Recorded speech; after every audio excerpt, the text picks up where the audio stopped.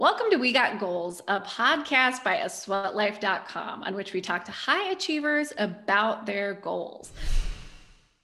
I'm Gina Anderson-Cohen, founder and CEO of A Sweat Life. And with me today, we're going to be talking to Rashid Ali, co-founder and COO at Chomps, and Pete Maldonado, the co-founder and CEO at Chomps, which just happens to be one of my favorite snacks and a snack that the ambassadors at A Sweat Life are loving right now. We're basically living on it. So we're really happy to have you here. Pete and Rashid, welcome to the podcast. Thanks for having us. Yeah, thanks for having us. I love when we have co-founders on because then we get two voices. So if you're listening at home, I'll do my best to differentiate between the voices, but I think you'll be able to tell. Rashid and Pete, you've been working together for a while at Chomps. So tell us how it got started and maybe what it is too. Yeah, well, Chomps are, they're a better for you meat stick. So that's all we do is sticks. So if you think about all the jerkies and bars and all the other formats of meat snacks out there, we're only focused on meat sticks. And so we make, it's basically like a better for you version of the ones you would find in the gas station. We've taken all the bad stuff out and put good stuff in. So we use grass-fed, grass-finished beef and venison and free-range antibiotic-free turkey. There's no sugar, no artificial preservatives, just as good and as healthy as you can get, but they taste amazing, which is why we're still in business today. And it's been about almost 9 years now. That'll be my quick intro. I'll let Rashid give his 2 cents too, and then we'll give you some background. We've been at it for a while. I think it's interesting because, if you get to know Pete and I, we are very different, and we joke around sometimes. It's like early on in the relationship, we kind of needed couples counseling because the way we approach problems is so differently. But like now that we really understand how each other thinks and approaches things, like now we have it works a lot better than it did early on. But I think the valuable piece is we have, like, when you have a blinder on to a certain thing, that's where he catches my gaps and vice versa. So business is split pretty evenly as far as Pete's focusing on sales, marketing, creative, and then I'm focusing on operations, supply chain, manufacturing, accounting, finance. And then obviously we kind of tag team on the strategy side. But at the end of the day, like, we're always kind of working on everything because it's a lean team and we're trying to always do a lot with a very little. And you actually wouldn't be the first co-founders that I've heard say that they got or needed couples counseling. It's pretty common because it's like getting married. Like, you spend more time with each other than you do your spouses, right? Absolutely. Big head nods at home. Absolutely. Big head nods. And Pete, I know you chatted with Kristen on our team about the company's beginnings. It wasn't always meat sticks, right? No, we actually initially we were starting it out almost like an Omaha Steaks, but it was for like grass-fed beef. So this more like sustainable, grass-fed, grass-finished, and it was actually organic beef at the time too, is what we were launching with. And we realized very quickly that mail order frozen meat isn't entirely. It's not something that we wanted to scale. People have made it work. We found it to be very difficult, especially in the summer months when we were just kicking this thing off, and people would order. We would deliver to them. It would sit on their front doorstep for 2 or 3 days before they would get it, and then obviously it's bad, and then we eat the cost. So we looked at each other and we're like, yeah, no, how about we shift things around a little bit and go to a shelf stable product. And we really had a focus on building the business through e-commerce initially anyway. So it was like, we need something that's going to be easier to mail and cheaper to mail. And so that's where it was like, all right, we were actually already making a Chomps version. So they were meat sticks, but they were refrigerated and they were in like a mass pack. So it was like 8 ounces of sticks in a 1 pack. And you had to refrigerate it. They were good, but they're not as good as what we have now. So yeah, we went to the individually wrapped, what we have today. Got better with time. Absolutely. And Rashid, I love to dig into people's backgrounds, and it was fun to see how much consulting you did before this. I'm curious, what did you bring from that career and what did you just totally get rid of? Yeah, I mean, most recently, before I went full-time at Chomps, I was at a firm where their roots were grounded in bankruptcy and restructuring. So if you imagine, like, when we dropped in on a client, it was a fire drill, right? And we were there to fix a problem. And then the second it was fixed, or at least it was moving in that direction, we rolled off. So as a consultant, you honestly think you are very intelligent and you think you have all the answers, but at the end of the day, you don't have any accountability or ownership because you leave before the actual resolution occurs. And you also lose out on learning from your mistakes, right? I mean, at the end of the day, you're not, we're not perfect. And at the end of the day, the recommendation may have been directionally right. Like here at Chomps now, you're owning it, the good and the bad. But it's interesting because I mean, we're really trying to create this culture of like welcoming mistakes because that's how you get better, right? I mean, at the end of the day, we wouldn't be where we were today if we didn't just keep doing the same thing. We always have to be nimble and change and try to figure out what's next. So I think from a consulting perspective, I love the challenge. I love the folks I worked with.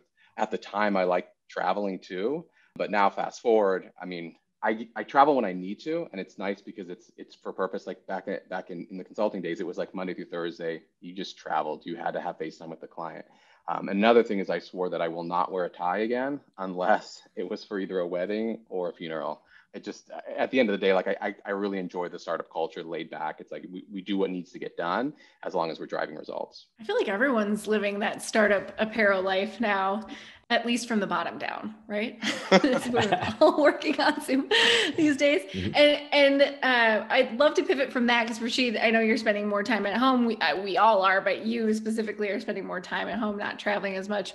Everyone I've talked to at Chomps has a family and talked about their family.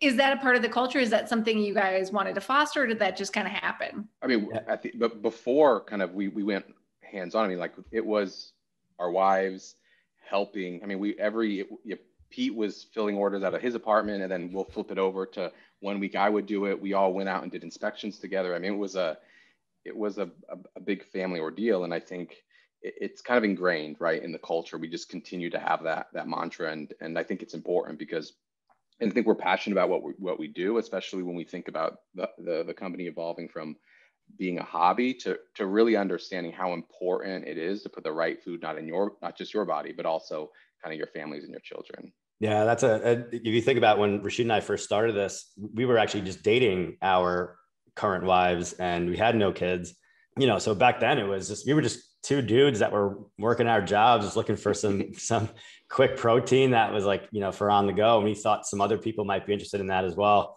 And from there, like, we get married, we have kids, and now like Rashid said, you start inspecting labels a little bit differently once it's your kid eating it. And then we realized very quickly that even the stuff that was being marketed towards kids, and this is still today, I mean, you walk into any grocery store and there's stuff with these cutesy little names on there, and it looks great for kids. And there's little, characters on the packaging, and you flip it over and it's pure sugar. There's a bunch of artificial ingredients. It's just a bunch of crap, honestly. And, it's not any healthier, and it's being marketed towards kids. So that, to us, quite honestly, kind of pisses us off a little bit. So we got very passionate about, what we were doing. That was really when we started thinking about these little chomplings, and our kids are running around eating Chomps. We give them a full stick and we end up finding half eaten sticks in the couch cushions and all of that. But we really started realizing then that we can make a difference in the way people eat. And so it was a different type of passion. It was real passion. We were thinking about making a difference, and you can really see it in the trajectory of the business is how it's grown once we kind of had that epiphany. Before we take a quick break for some Zen with Sunday Scaries, we want to remind you how obsessed we are with their delicious and super effective CBD-infused gummies, packed with vitamins D3 and B12. Enjoy 20% off on their website with code LIFE20, so you can enter max relax mode. That's LIFE20. Now let's take a pause for calm with one of our favorite grounding techniques, using all of your senses. Using your senses, pick out 5 things you can see. 4 things you can feel.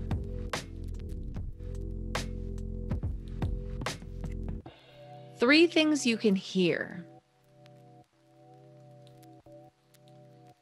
2 things you can smell. And 1 thing you can taste. There. That's not so scary. Now go take on the day. All right, let's dive in. Talk to me about a big goal you set and accomplished and why it was important to you. Rashid, let's start with you. Every year, from a company perspective, every year we start going through a process called OKR. So objectives and key results. Yeah, objectives and key results. So one of the OKRs we were thinking about is the business was scaling and continues to scale very quickly. I mean, we're talking, could anywhere be 2 to 3 times growth year over year. And, we have we had a lot of single supply chain partners, right? One beef supplier, one turkey supplier, one co-man, one packaging supplier. So one of the initiatives was prepare to scale. So go through any potential relationship where there's potential risk, just get in front of it and figure out ways to figure out, can this partner get us to 3 to 5 years out? And it was a big initiative. And I would say across everything, we have either check the box or have a clear path in the next few months to get it completed. And it was a big undertaking. The team took it on and we were able to work through it, but it allows me to sleep a little bit easier at night, knowing that we can continue to support the growth. Because one thing we won't do is take shortcuts, right? We have certain attributes in our proteins and our ingredients, quality standards in our packaging and our film, where we're not going to take shortcuts. And we need to make sure that we align with all the partners we need to make sure we continue to grow this thing. That's incredible. And I know you're selling not only in e-commerce, which is how you started, but at grocery and other stores across the country. Do you have a rough estimate of how many stores you're in today now that you have started that big scaling process? It's just under 11,000 now. So that's an insane number. Just got word yesterday that we'll be adding another 4,200 in July, and then there's more coming up after that. So it's kind of scaling very quickly. But yeah, and launched into Canada last week as well. Oh my gosh. So as a date of recording is May 19th. So when you get this in your ears in June, it might be even more stores. So Canada last week in May, we've got another 4,200 stores. That's incredible. Rashid, any personal goals you set and accomplished along the way too, or are you just very focused on Chomps right now? It's 80% Chomps, but like one thing that, as a result of kind of the new normal was just spending more time with family. Even though I'm working from home, we have an office not too far and I pop in when I can, but it's just spending more time. So like my new thing is I'm the one that drops the boys off. I have two boys, Niall and Adam. They're 5 and 3. I drop them off at school in the morning. So it's my time with them and we play various games, but it's just like and then at night I try to make every effort possible to put them down and tell a story. So that's really just spending more time with them. Awesome. Are you guys fans of Pete the Cat, by the way? I don't know. Never heard of it.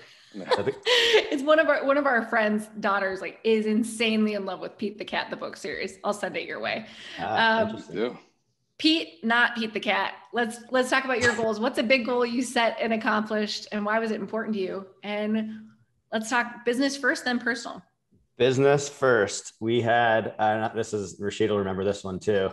Every business I think has those make or break moments, right? And we had the opportunity to launch in our first big national retailer. And when we saw the initial POs that came through, they were larger than the entire year of revenue previously from the previous year. So we were growing and we were a profitable business, but it's just Rashid and I. We don't have private equity behind us. We don't have a sugar daddy that we can hit up for money. It's just the two of us, right? So we had to really survive on the cash that we had in the bank, and we absolutely did not have the cash in the bank for this type of production run. And so we ended up needing to raise just over $1 million very quickly. And by very quickly, I mean in less than a week. And so it was about Friday, and we kind of looked at each other and we're like, we need to do this thing. And we were like, there's no one, we were talking about do we go to private equity? What do we do? And so we realized very quickly that we were not going to be able to do that in that amount of time. So it was okay, we need to figure this out and hit up our friends and families and see who would help us out. So we ended up from Friday to about Monday, we raised all of the cash that we needed from about, I think it was like 8 separate friends and family lenders. And so what we did is, and so we did it without giving up equity too, which we were very proud of and still very proud of, because we wanted to be able to do this on our own. So we made a pretty attractive return for them and raised the money, paid them back very quickly. And then they were so happy with their investment that they wanted to invest again. And so we allowed them to do one more like that. And then once we paid them back off the second time, we said, all right, we got this. So we're no good from here. But anyway, it was the most, I mean, raising the money was hard to do, but then after that was when the real stress came, because we ended up borrowing money from all of our friends and families, and you don't get paid back until you launch, and you need to be successful in the retail and you need to get paid. Right.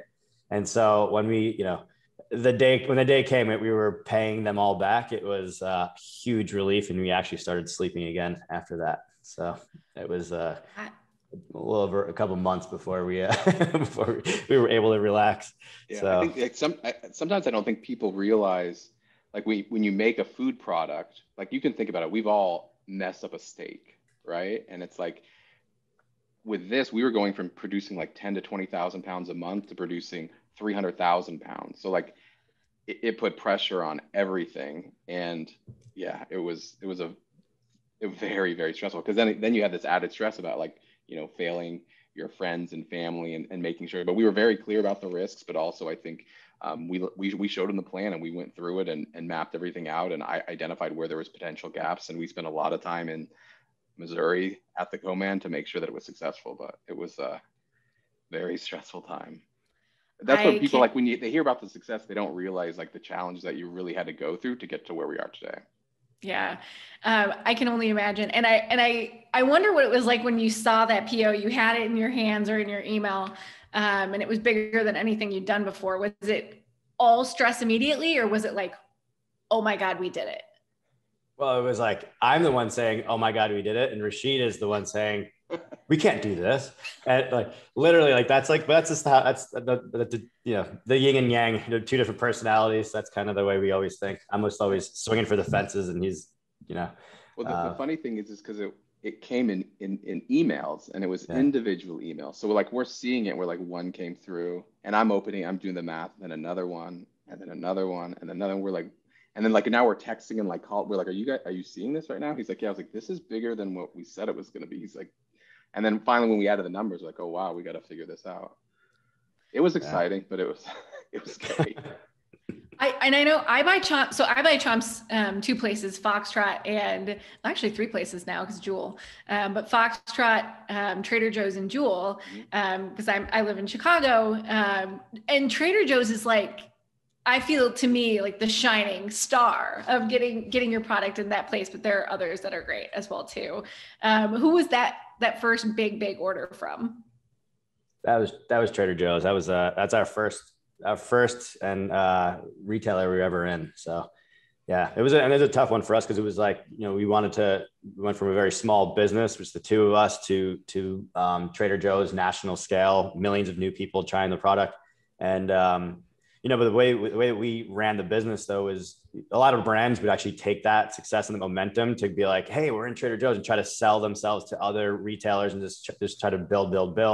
But we did the opposite. We actually took about a year of just trying to make sure that we could be the absolute best Trader Joe's vendor that we possibly could be. And I think we're very happy about doing that, because what we like to do, and when we think about growth, is it's all about, we go deep in the retailers that we're at. So we're less about, adding the 4,200 doors that we just found out about yesterday. We're excited about that. But the way we talk about it, like, I'd rather start with half of that and be able to crush it in that half and then expand from there. But it is what it is. That's what you gotta, when the buyers reach out, you have to kind of answer. So yeah, and I guess you did something right at Trader Joe's, because you're that final purchase at the register. If I forget, I'm like, oh, there it is. We're good. Yeah. All right, let's talk about the future. Let's start with you this time, Pete.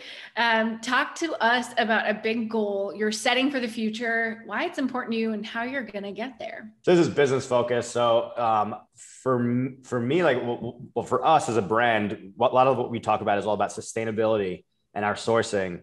And we want to make sure that we're having a positive impact on, well, it's nutrition, the environment, and animal welfare.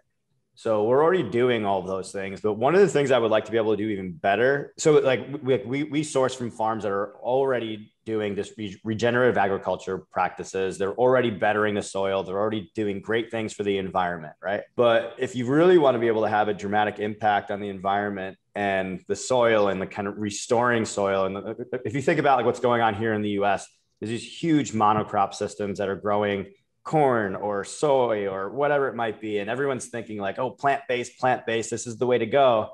But most of those plant-based products are being grown in these huge monocrop systems, which are horrible. That is the absolute worst thing you can do for the soil.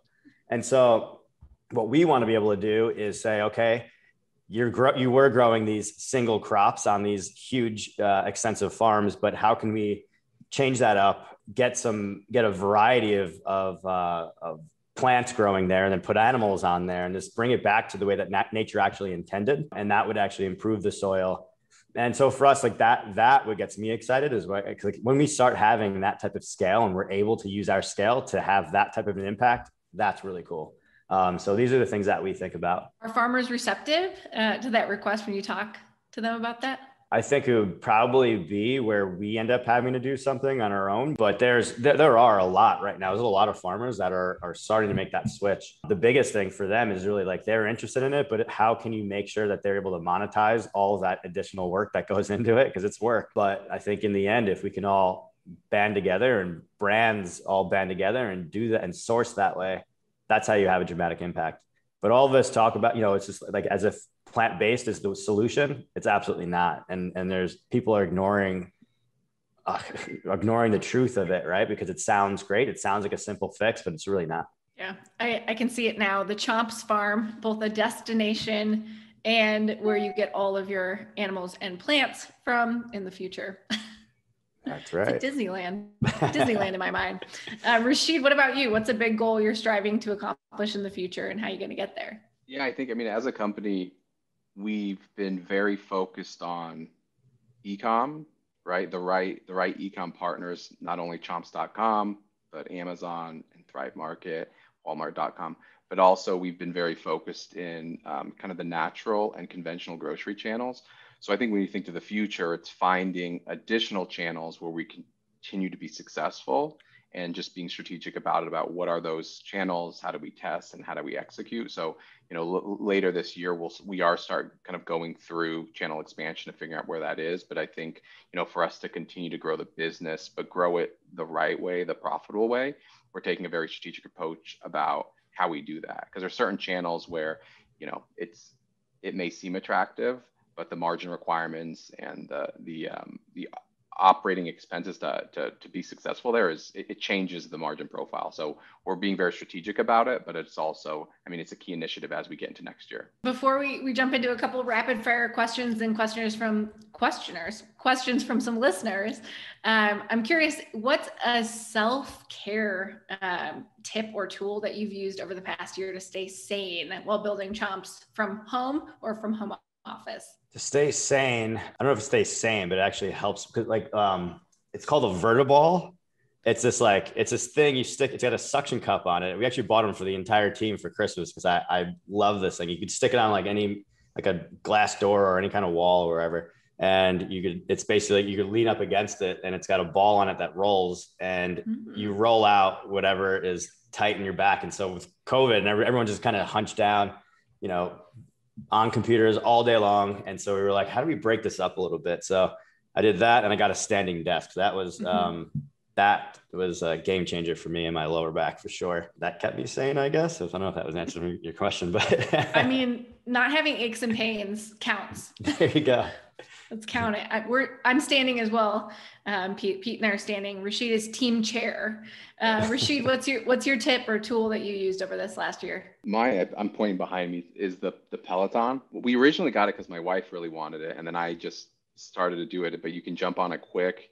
And it's also fun because like my brothers who some live in different states and friends, it's a way to connect. But even within the Chomps team, we have like a Peloton Slack channel, and we'll just drop a Slack saying, "Hey, I'm gonna ride tomorrow at 6:30," and folks will jump in the class. And it's been a nice way to work out the stress, to continue to kind of like bond over that. And it's funny, a lot of times the meetings will start being like, "Wow, that was a hard ride this morning," and we're all very competitive. So it's been my way to kind of deal with stress. I love that. To my right is a Peloton as well.